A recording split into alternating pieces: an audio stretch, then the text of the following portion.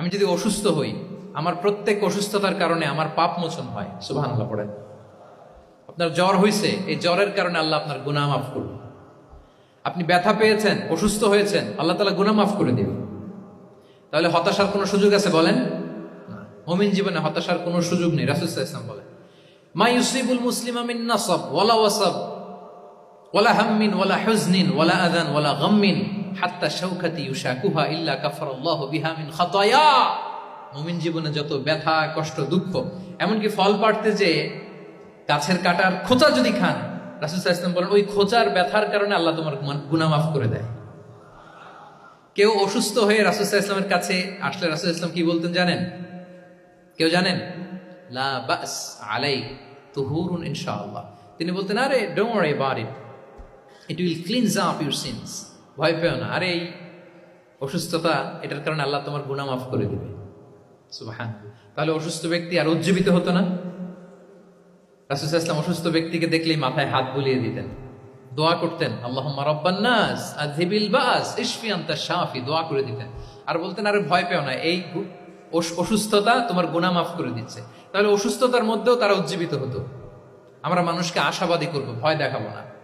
অসুস্থ মানুষকে ভিজিট করতে গেলে আপনারা কি করেন? ভয় দেখান নাকি?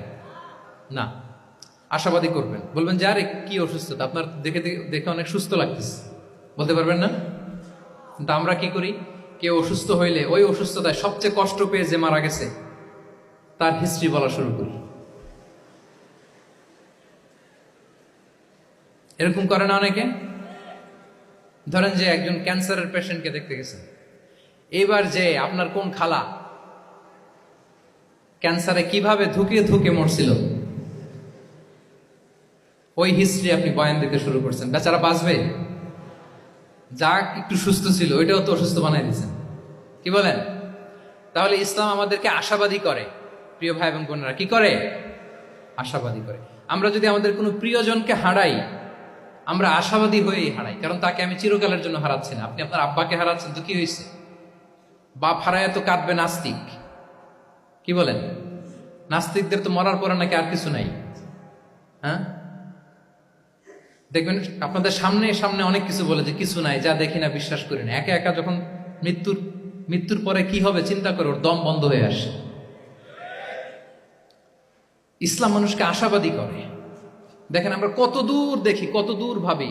আমার দাদা মারা গেছে, এটা আমার কোনো টেনশনেরই কারণ না, কারণ আমি সবসময় ভাবি আমার দাদাকে আমি ওপারে যেয়ে পাবো। আমার আব্বাকে আমি হারিয়েছি তো ওপারে পাবো। আমার বন্ধুকে আমি হারিয়েছি, কাছের বন্ধুটা যে আমার জন্য খুব ইন্সপিরেশন ছিল,